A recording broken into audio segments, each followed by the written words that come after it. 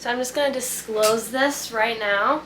I'm pretty sure I'm either sick or getting sick because, or it's allergies, I really don't know. But I have had a non-stop cough for the last 2 days. So if I like start coughing mid-sentence, that's why. And that's why I have my water, okay? Anyways, hello everyone and welcome back to my channel. So happy that you're here today.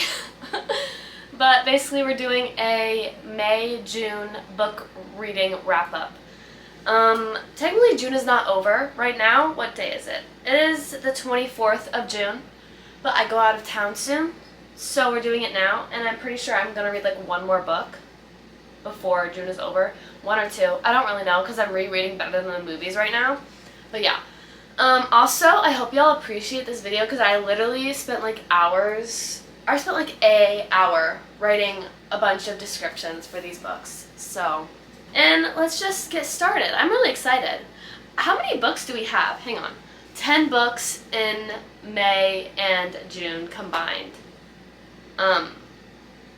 Technically I've read how many books? 13 books combined, but I'm not going to talk about 3 of them because I don't want to. 10 books that we're going to be talking about today. I'm really excited because honestly, these are some of the best books I've read in a while. Not like in a while, because like I feel like I can't even really say that because every month I'm going to be like, these are some of the best books I've read in a while. Anyways, let's get into it. Most of the books for these months were actually like physical books, which is really surprising because I don't usually read a lot of physical books. But I'm excited. I'm excited. I love doing these kinds of videos. So let's just start. I've said that like a few times now. First book of May was Legendary by Stephanie Garber. And basically in Legendary, Tella, who, if you've read the first book, is Scarlett's sister, and she competes in a big like magical competition called Caraval, and she needs to figure out Legend's real name. Legend is the circus master, I guess, of Caraval. And so she needs to figure out Legend's real name because she struck a deal with this guy that she doesn't really know who it is. And so she needs to find out Legend's true name, and nobody has been able to figure that out in like ever. And so on this journey to find Legend's name while playing Caraval, she comes across a murderous heir, who by the way I'm in love with. Murderous heir, a doomed love story, and tons of secrets, including Scarlett, her sister's secrets. Disclaimer, don't like Scarlett, just so we know. Yeah, I don't like her. But if she doesn't find out what Legend's name is by the end of the competition, then she has to suffer massive consequences that maybe could include death. So yeah, it's overall a pretty interesting book. I gave it 5 stars. I liked this book so much better than the first one because I like Tella so much more. Tella is short for Donatella, by the way. But I like Tella so much more than Scarlett because I felt like in the first book, I think I said this in my April reading wrap-up because that's when I read Caraval, but Scarlett is just like, she feels boring. I was bored reading the first book because I didn't like Scarlett when she was without Julian. Like, if it was just Scarlett alone, I didn't like her. But with Tella's like amazing. She's like a force to be reckoned with, and I just absolutely love her.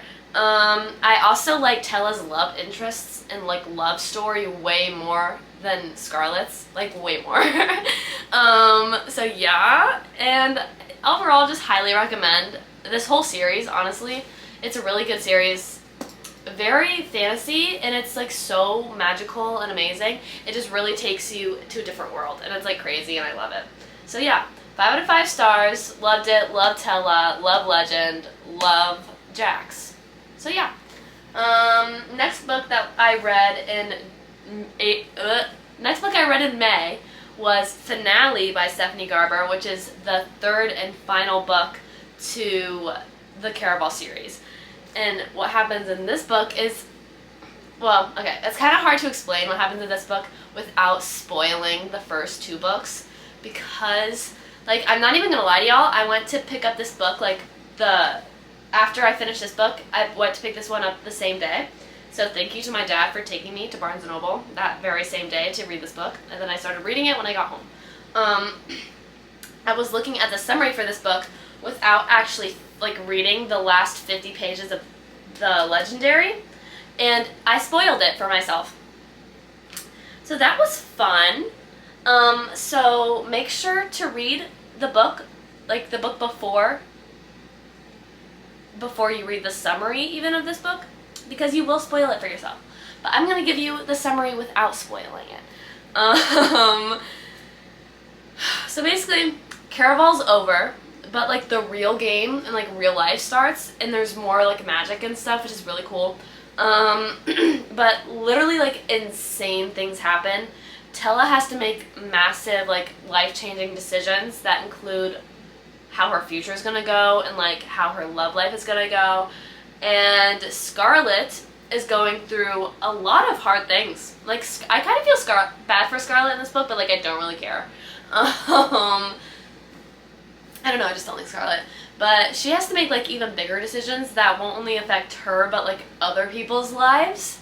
So like I guess technically she's more important in this book. Whatever, read it. It's really good. I gave it 5 stars as well. This whole series was a 5-star series for me. I loved it a lot. This was my favorite book in the series. I tend to like the last book in the series the best in like literally every single series. You get a dual POV in this book, so you get Tella and Scarlet's POV, and I'm so biased towards Tella. I love her so much, and Scarlet's point of view I kind of had to just like get through, because it felt like to me that Julian and Scarlet's love story kind of thing ended in Caraval. Like the first book, their love story was good, it ended, and even the second book it like kind of continued because they like he was all messed up, I guess. And so, but I feel like their love story just ended. Like there was no point for it to go on and like make more problems for them. And so in this book, when they kept on having problems, I was like, okay, at this point we're just being problematic for the plot, and it wasn't even good. So I was just getting through Scarlet's chapters, and then Tella's POV was really, really good because she has 2 different love interests, I guess, but she only likes one of them. There's just a lot going on, so that like really keeps you invested, which is great. I'm pretty sure I finished this in 1 day. I think. It was really good. It's really hard to put down, and then when I did finish it, I almost cried and I almost went into a reading slump because it was so good. And the thing with Stephanie Garber's books, because I've read both of her series now, I think she only has this series and the Once Upon a Broken Heart series, if I'm correct. I don't know. But her series always ends with a happy ending. And like everybody's happy. Literally everybody ends up happy in this book. So that's a good thing. But it leaves you wanting for more. The way she writes it, I don't know how to describe it, but like, it's so good. And then you're like, wait, what just happened? How is it already over? Because it's like the last 2 pages is basically summing up everything in a happy manner. So they're like, everybody loves each other, yay, the end. And it's amazing that they end happy, because if they didn't, I think I would cry. But it's also like, now I want more. And there is a novella coming out for this series, which is great, but make sure you know that it doesn't come out till October. So if you want to wait to read the series, I probably would, because when I finished this book, I went on Goodreads and searched up like the Caraval series, and it said that there was a 3.5 book, and I thought it meant like it was already out. And so I got really, really excited, and I went on barnesandnoble.com to see if it was out, and it wasn't, and then it comes out in October, and so I was devastated, and it almost put me into a reading slump, which leads me to my next book, which I read online through Kindle, which is Stolen Heir by Holly Black. This book follows Surin and Oak's story. Surin is the queen of the Court of Teeth, and then Oak, of course, is the Prince of Elfheim. Surin is the only person with power over her mom, and her mom's kind of like evil. She's the villain in this story. This story takes place 7 years after the Cruel Prince ended. So basically now Surin's in the mortal world, but she's saving a bunch of humans from the curses of the fairies that live in the mortal world as well. And then this storm hag called Bogodana. I think that's how you say her name. If I'm wrong, please correct me. The storm hag I don't even want to say that again. Bogodana is chasing Surin through like the woods in the mortal world. And that's when Prince Oak comes to save her, which, by the way, Oak is really, like, cute in this story, so that's fun. Nowhere near as good as Cardan. Let's get that straight. Like, nothing comes close to Cardan. Break.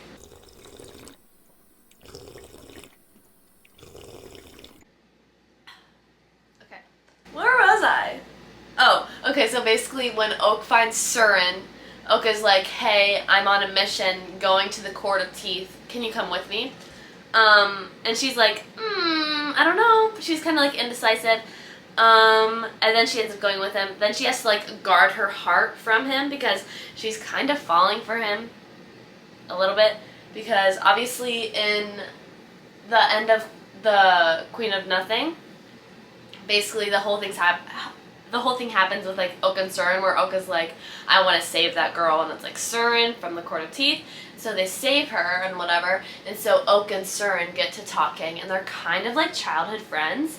And so now Surin's kind of like falling for Oak again, but she can't because he's so different from the boy she once knew, and he's now like a prince that she cannot trust. Because he's sweet and he's charming, but he's also very manipulative. You know? So, that's kind of the story. Okay, I know some of the Cruel Prince fans are going to hate me for this. I'm a Cruel Prince fan, okay? Do not come for me. I read this book at the wrong time, okay?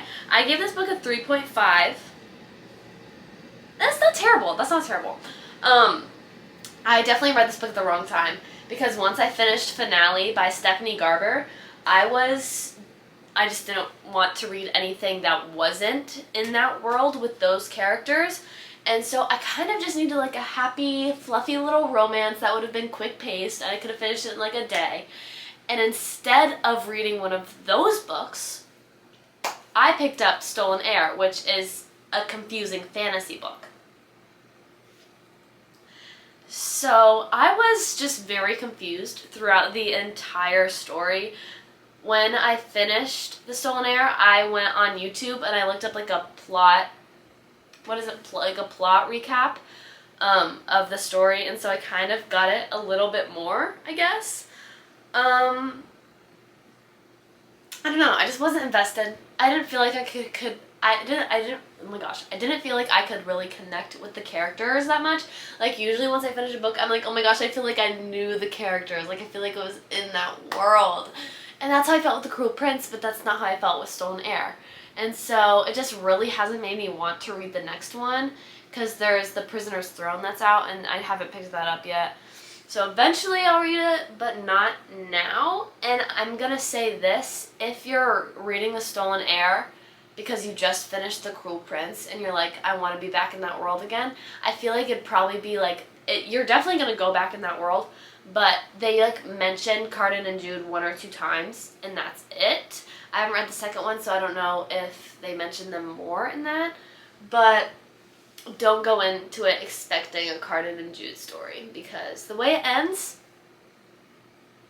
no. Anyways, next book.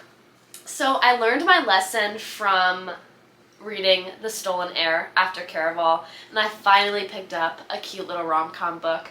I read Betting on You by Lynn Painter. I did a reading vlog on this. It was a great book. I loved this book so much. If you want to like really go into depth of how I felt about it, go watch my reading vlog. So basically, Bailey and Charlie are polar opposites. Charlie thinks that girls and guys can't be just friends, and that it always turns into something more, or it just doesn't work out. And Bailey's like, dude, you're wrong. Like, no. And so she's determined to prove him wrong.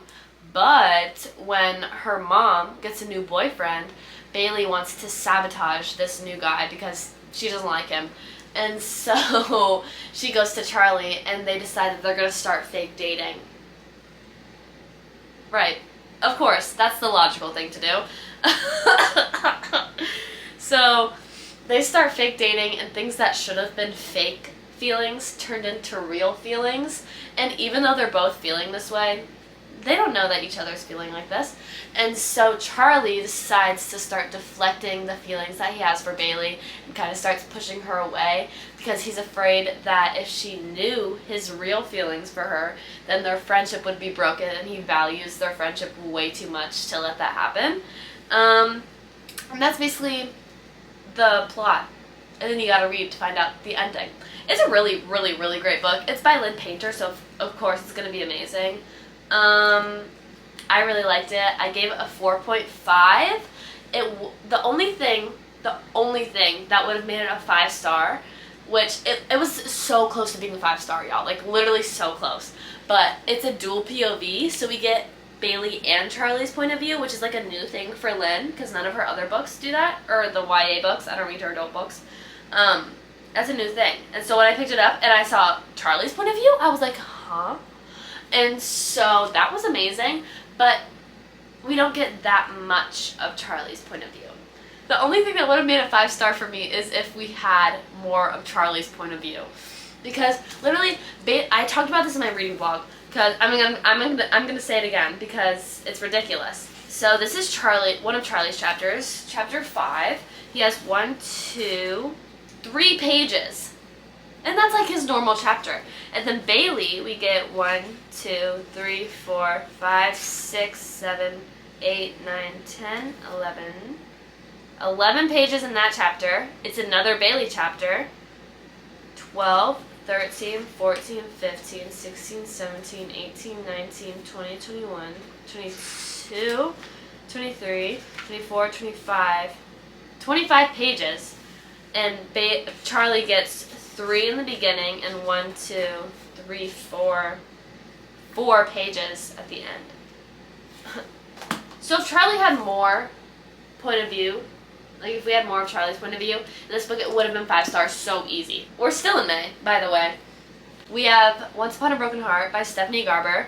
This is in the same world as Caraval with different characters. We kind of follow Jax's story more, and Jax is the Prince of Hearts. The main character, Evangeline, has believed in true love and happy ever afters like her entire life. Her mom basically read her a bunch of like fairy tale stories and like things that ended all happy, and so that's how she expected life to go. But she quickly learns that that's false when the love of her life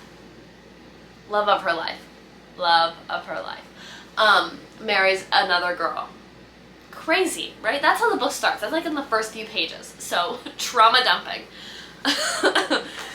And then she's so desperate to stop this wedding that she goes to the immortal Prince of Hearts, aka the love of my life, Jax, and she makes a deal with him to stop the wedding for her in exchange for 3 kisses that Jax is going to ask for at any time and place. But they're not with Jax, because Jax's kisses are poisonous. Don't worry. He's not killing her. And then she very, very, very quickly learns that bargaining with an immortal fate, by the way, not just an immortal, like a fate, is very dangerous. Because apparently she didn't think it would be dangerous before, even though they were trapped in cards for like years. I don't know what was going through this girl's head, but dude, reading this back is crazy because I didn't think about all this when like I was first reading it. And then the plan that Jax has for Evangeline basically will either end in a happy ever after, or it will end tragically. And it's a book. It's a book with a fate in it. So how do y'all think it's ending? Yeah. I give this book a 5-star. I love Stephanie Garber so much. She's like an amazing fantasy writer. I absolutely am obsessed with the whole Caraval world. And like it just, like, you get so immersed in it, and it's like you just go somewhere else. And it's really, really amazing. She does a great job at describing like the fantasy world and making everything so magical. It was just so fun. And she writes her characters really, really well. Like, I always hate the villains, and I always am obsessed with like the main character and like the love interest. Oh, I would recommend reading the Caraval trilogy before reading the Once Upon a Broken Heart trilogy, because you're gonna understand everything that's happening way more. Like the first few chapters, you're still in like the Caraval world, and like where Caraval took place. So Once Upon a Broken Heart begins when the finale by Stephanie Garber ends. So you're gonna understand the whole like plot of Once Upon a Broken Heart so much better if you read Caraval first.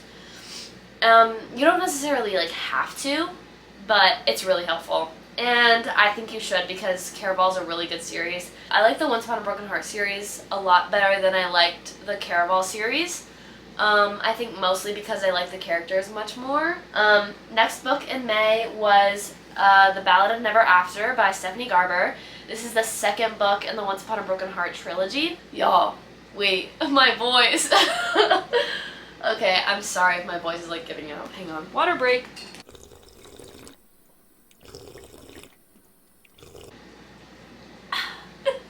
In The Ballad of Never After by Stephanie Garber, Evangeline swears to never ever ever trust Jax again. Jax is the Prince of Hearts, if we're confused. She will never trust him again. And now that she's discovered her own kind of magic, she decides that she's gonna get her happy ever after back because Jax stole it from her, or at least that's what she thinks. Things start going wrong when Evangeline's working by herself, obviously. And she ends up having to go back to Jax and asking him to help her again. Really? Really? So surprising, right? And then they have to work together to kind of like defeat this curse that has been put on somebody in the book that I'm not going to say who, because it happened in like the middle of the book. Okay, this is a really good book. This, of all of the books, if you cry really easily at books, this book will make you cry, especially at the end. Feelings come out. It's crazy. Okay, so 5 stars. This whole series is 5 stars for me. Surprise, surprise. It's Stephanie Garber. What do you want me to say? 5 stars. Absolutely broke me at the end. Not for long though, because I got A Curse for True Love pretty much right after I finished this book. Yeah, it broke me, and not even the way that Stephanie's books usually break me, because usually they're like, oh, everybody's so happy, everybody loves each other at the end, and like it's just happily ever after, and everybody's happy, right? That's how all of her series ends. Since this was not the end of a series, this was the middle of a series, this book ended very sad and very like, huh? Like, what just happened? Plot twisting, and literally, this book had me gasping. Gasping. I was so like, what? What? So yeah. Another recommendation I have for this series is buy all of the series, buy all of the books at once. Buy all 3 books at once. Because once you pick up Once Upon a Broken Heart, you're gonna want to go straight in to The Ballad of Never After, and once you finish The Ballad of Never After, you're gonna want to go straight into A Curse for True Love. And that's our next book. So, A Curse for True Love by Stephanie Garber is the last book I read in May. Basically, okay. Oh my gosh, I love this series so much.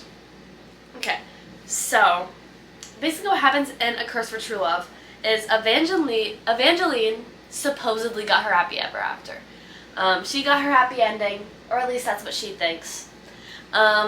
She doesn't know what she had to sacrifice to get this happy ending, and her husband is planning on not telling Evangeline what happened. He will do everything in his power to make sure that Evangeline doesn't know what happened in the past.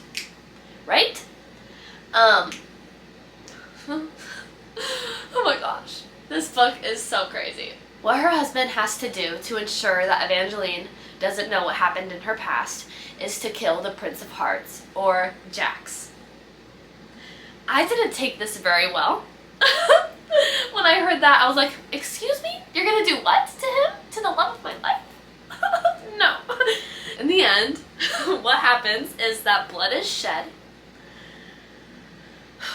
Blood is shed, hearts are stolen, and true love is put to the test. Okay?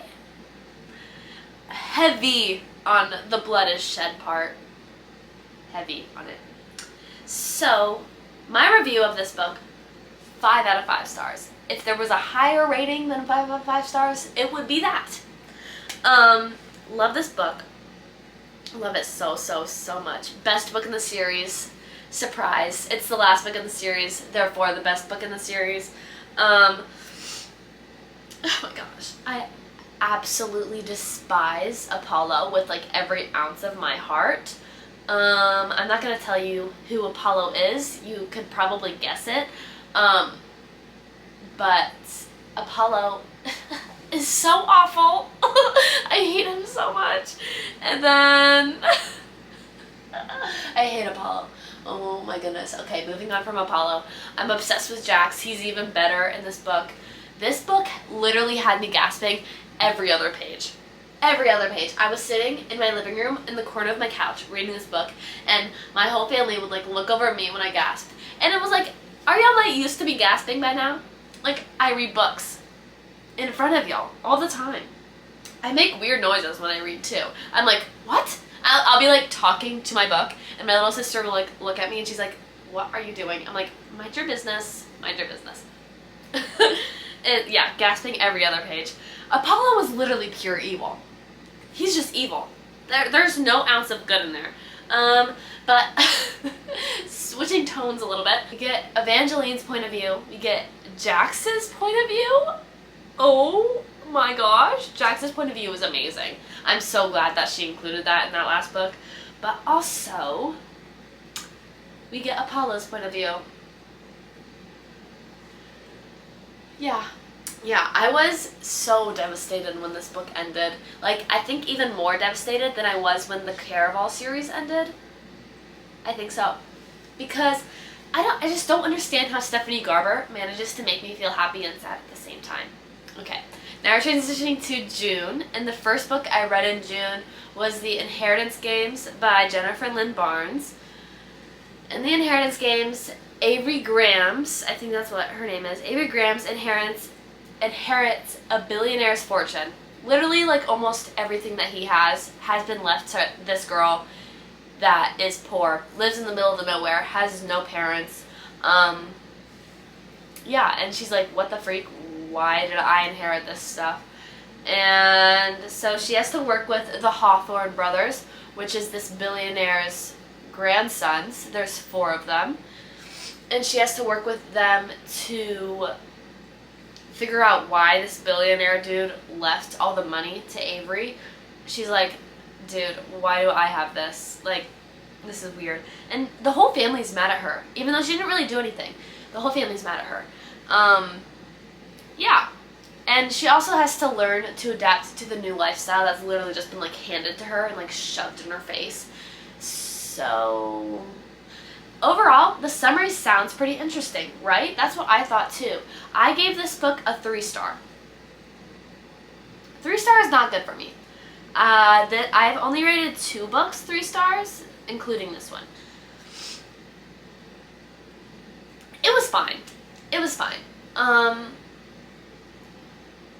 It was fine. I know there's a lot of hype around this series, and I haven't read the rest of the series, so I don't know if it gets better. I've heard that the last one is a lot of people's favorites, so I know I'm gonna eventually read the rest of them, but I don't know when I'm going to, because I don't want to go back to that story again. It felt very childish. It felt like something I would read in 6th grade. And so maybe it was made for things like that, but I really didn't like it. Like, I really didn't like it. The plot was boring. It felt like there was no need for it. Like, they could have just been like, yeah, okay, this girl inherited money. Nothing we can do about it. But I just don't understand why there was a whole mystery behind it.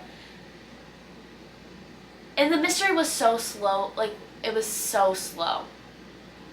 And I didn't really like any of the characters. I didn't like Avery. I didn't like Avery's sister. I didn't like Avery's best friend. I didn't like Grayson. I didn't like any of the extended family. The only people I really liked in this book was Jameson, Xander, I think was his name, and Nash. And so yeah. And also, TikTok had made me believe that this book was sort of like a love triangle kind of thing, which I was already going into being like, okay, I hate love triangles, so I'm just going to give it a shot, see if it's okay. Because I despise love triangles. Like, I don't get the point of the love triangle thing. I think it's stupid. So I went into this thinking that there was like some aspect of romance. People were like, yeah, there's like romance, and then they were all fighting over who the better brother was. So I was like, oh, it's gonna be like the Summer I Turned Pretty, like that kind of romance trope kind of thing. I read the book. I'm like, okay, so when is the romance gonna come into play? Because I'm a very, very much of a romance reader. It's hard for me to read a book that it doesn't have a lot of romance. I think that's why Stolen Air was so hard for me, because there was not a lot of romance in that. And there wasn't. There was almost zero romance. Virtually zero romance. And I just don't understand the hype around it. I don't. Because there was parts where I was like, oh my gosh, they could make this into like a romance thing. But no, this girl literally just wants all of the guys. At one point she's like, oh, I like Grayson. And then the next page she's like, wait, I like Jameson. And then the next page she likes Xander. I'm like, girl, what is going on? And it never comes out that any of the guys like her or anything. So I guess it's just like building up for the rest of the series. But I just can't bring myself to read it right now. Next book I read in June is The Summer of Broken Rules by K.L. Walther. This was a great book, I will say. This book, Meredith is our main character, by the way. Meredith Fox has been going to Martha's Vineyard every summer for like as long as she can remember, basically. But this year's a little different because she's going for the first time since her older sister passed away. Kind of tragically passed away too. It's kind of like traumatic for Meredith, even though she wasn't there. And to add things on top of that, her boyfriend of 4 years had just dumped her 2 weeks before going to the Martha's Vineyard. Her cousin is having like a big wedding, and so they had to go, and then she invited her boyfriend to be her +1 to the wedding. He said yes. She was prepared to go with her boyfriend. He dumps her 2 weeks in advance, and so she has to go dateless to this wedding. And so on top of going back to basically her childhood summer vacation, where she has spent every single summer with her older sister, who is now not here, she also just got dumped. It is a heavy book though. So when she gets to Martha's Vineyard, she finds out that she finds out that there's like a perfect distraction that will like keep her occupied while she's here, and it is their annual tradition of the game Assassin. If y'all don't know what Assassin is, basically you have a water gun and you get a target, and so you have to like assassinate the person with that water gun, and you get them out, and then you get their target. So it's like a senior assassin. That's what it's called, right?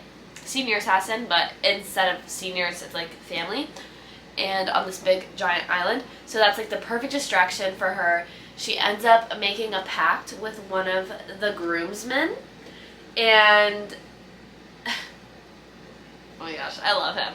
Anyways, she ends up making a pact with one of the groomsmen, and so she has to make sure that she doesn't get distracted by this pact, because he is amazing and he's cute and wonderful. And so she's trying not to get distracted by him because she does not need another failed relationship right now. And she's only going to be in Martha's Vineyard for like a week.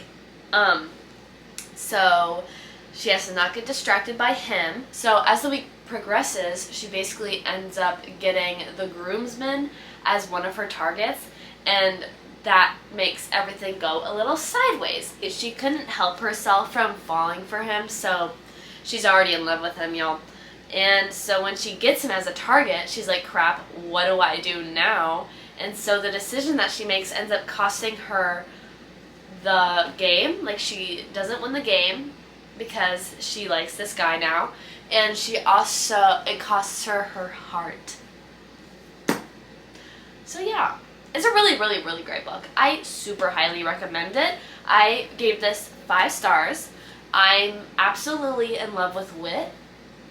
That's the groomsman, by the way. This romance, they get together super fast. Like, they start dating really, really fast. And a lot of people don't like it, but I love it. I was so happy because most of the book, they were actually happy and they were just having fun. And so I think that's what makes it so fun to read, and so, like, it's so summer vibes. I don't know, it was so fun to read. I was reading it outside by my pool. Amazing. It was so fun. I think Kale Walther does an amazing job at writing her characters. Like, she's so good. I don't know how she does it. And then the final book of today is What Happens After Midnight by K.L. Walther. This is by the same person, same books. I read these back to back because once I finished The Summer of Broken Rules, I was like, I really wanted another romance book, and K.L. Walther just so happened to be there. And so I grabbed this book. So what happens in this book is it's 2 weeks until graduation, and a tradition that the school that she goes to has is that there's this jester, and nobody knows who it is. It's an anonymous person, but they're supposed to pull like a senior prank on the entire school. And usually this happens before prom, but prom is like coming up fast. It's like almost here. And so everybody's like super surprised. They're like, dude, is the jester gonna ever make a prank, or is he just like giving up this year? Well, Lily, our main character, kind of feels like she missed out on her childhood a little bit because she's such like a goody two-shoes. She lives on campus because it's a boarding school and her mom is a teacher there. So she just feels very like she kind of missed out on all the fun things that you do as a child. And so when she gets a note, an anonymous note, to be one of the jester's fools is what they call it. It's kind of like part of the squad that helps with the senior prank.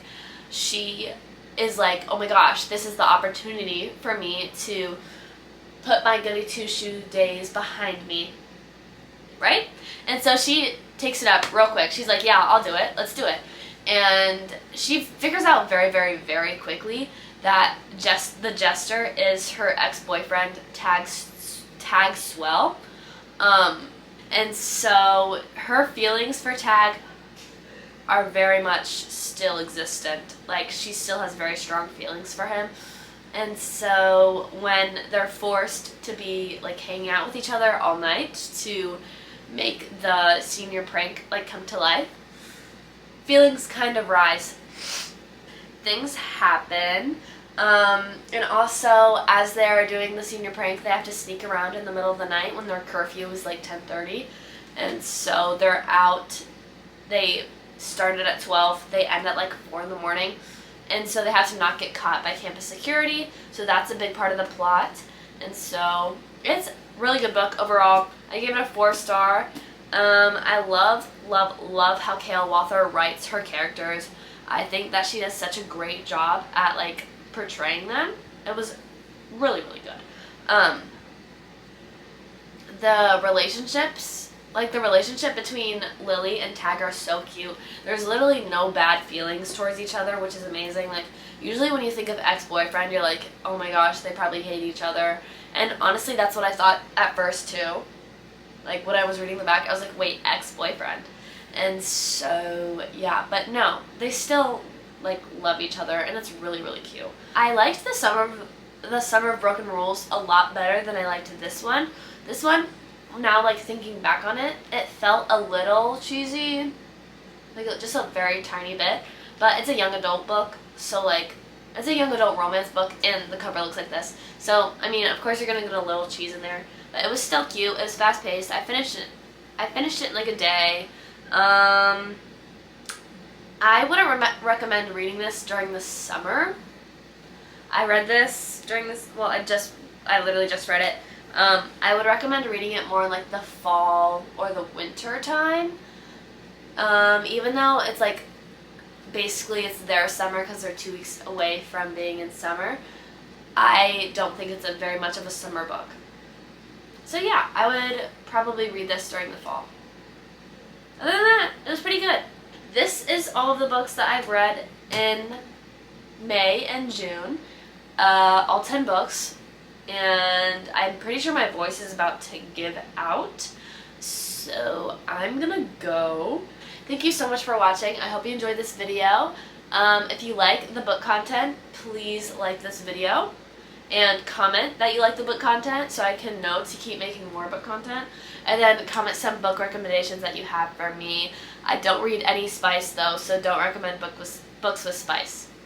Go follow my social medias. I have TikTok, Instagram, and of course YouTube. And I post 3 times a day on all three. I post 3 times a day on all 3 of those platforms.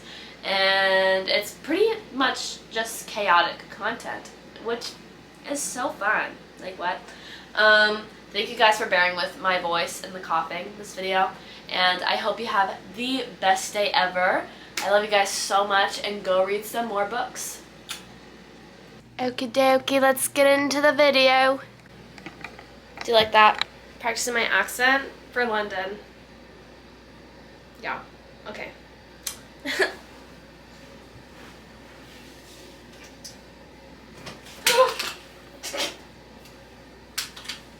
Y'all, I'm struggling over here, and I don't know why.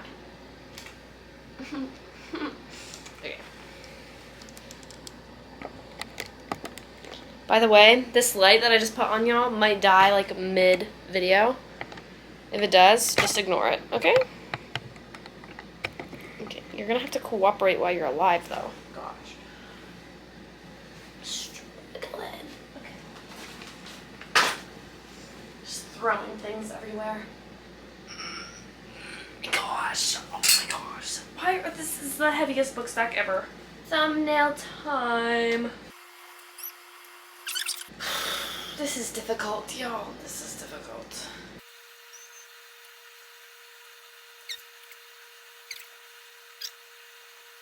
Okay. That's as many thumbnails we're gonna do.